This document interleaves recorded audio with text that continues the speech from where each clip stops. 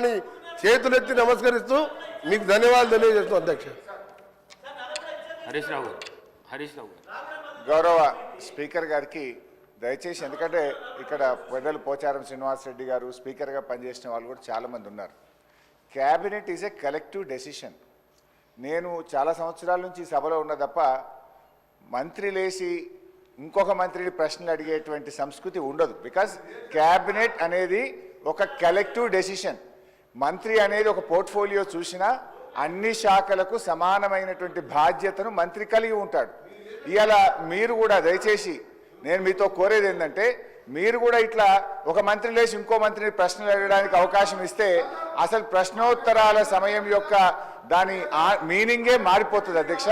దయచేసి లేని సంస్కృతిని తీసుకురావద్దు. మంత్రి అనే వాళ్ళు క్యాబినెట్లో మాట్లాడుకోవచ్చు. Government is a collective decision. ఇట్లా మినిస్టర్లు లేచి అడిగే సంస్కృతి ఉండదు. నంబర్ 1. నంబర్ 2, గతంలో కూడా కోమటిరెడ్డి వెంకటరెడ్డి గారు అప్పుడు కూడా మంత్రిగా ఉన్నారు వారు. మరి వారి హయాంలోనే ఈ మూసి ఈ రకంగా జరిగింది. మీరు మంత్రిగా ఉన్నప్పుడు సరిగా చేసి ఉంటే ఈ పరిస్థితి ఎందుకు? కోమటిరెడ్డి వెంకటరెడ్డి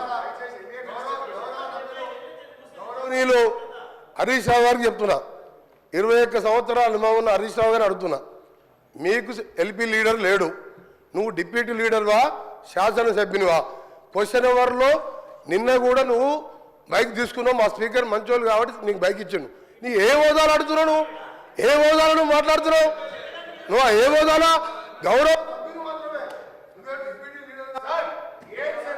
సార్ ఒక నిమిషం సార్, చాలా ఇంపార్టెంట్ ఇది ఫర్ ఎవర్. తెలంగాణ ప్రజలకు తెలవాలి సార్. తెలంగాణ ప్రజలకు తెలవాలి. తెలంగాణ ప్రజలకు ప్రతిపక్ష నాయకుడు సంవత్సర కాలంగా సభకు రాకపోవడం ఈ సభనే కాదు, తెలంగాణ ప్రజలని అవమానపరిచినట్టుగా ప్రజలందరూ అనుకుంటారు అధ్యక్ష. ఈయన డిప్యూటీ లీడరా సార్? ఈయన కార్యవర్గం ఏర్పాటు చేసినా ప్రతిసారి ఈయనకి ఎందుకు ఇస్తున్నాము అంటే మిమ్మల్ని అడగలేడు. ఆయన అడిగే హక్కు లేదు.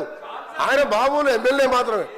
అందుకనే గౌరవ చెప్తున్నా, నా బాధతోని నల్గొండ ప్రజల కడుపులో ఆవేదన, ఫ్లోరైడ్ మూసి నీళ్లు చచ్చిపోతున్నారు సార్. ప్రజలు పేదవాళ్ళు, డబ్బున్న వాళ్ళు హైదరాబాద్కి వచ్చిండ్రు, డబ్బు లేని దళితులు గిరిజనులు నల్గొండలు చచ్చిపోతున్నారు. అంత కనికరం లేదు సార్ వీళ్లకు. ఎస్ఎల్బిసి సొరంగం 70% పూర్తి చేసాం. ఇరిగేషన్ మినిస్టర్గా ఉండి ఒక్కసారి సొరంగం రాలే. ఆయన నల్గొండ గురించి కానీ నా గురించి మరి మాట్లాడే హక్కు లేదు అధ్యక్ష. ఆయన ఒక గౌరవ శాసనసభ్యుడు మాత్రమే, డిప్యూటీ లీడర్ కాదు, సిఎల్పి సెక్రటరీ కాదు, లీడర్ లేడు వాళ్లకు. వాళ్ళ సార్ మాట్లాడేది.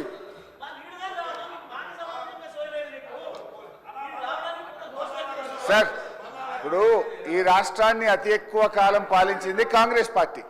ఇవాళ మూసీలో ఇవాళ నల్గొండ జిల్లా ప్రజలు ఏదైనా బాధపడుతున్నారంటే దానికి ప్రథమ ముద్దాయి కాంగ్రెస్ పార్టీయే. ఎందుకంటే ఈ రాష్ట్రాన్ని ఎక్కువ రోజులు పాలించిందే కాంగ్రెస్ పార్టీ. మీరేం చేసిందని మమ్మల్ని మాట్లాడుతున్నారు. ఎస్ఆర్ఎస్పి స్టేజ్ 2 పనులు పూర్తి చేసి కాళేశ్వరం జలాలను నల్లగొండ జిల్లా తుంగతుర్తి, సూర్యాపేట, కోదాడ ప్రజలకు అందించిన పార్టీ బీఆర్ఎస్ పార్టీ అధ్యక్ష.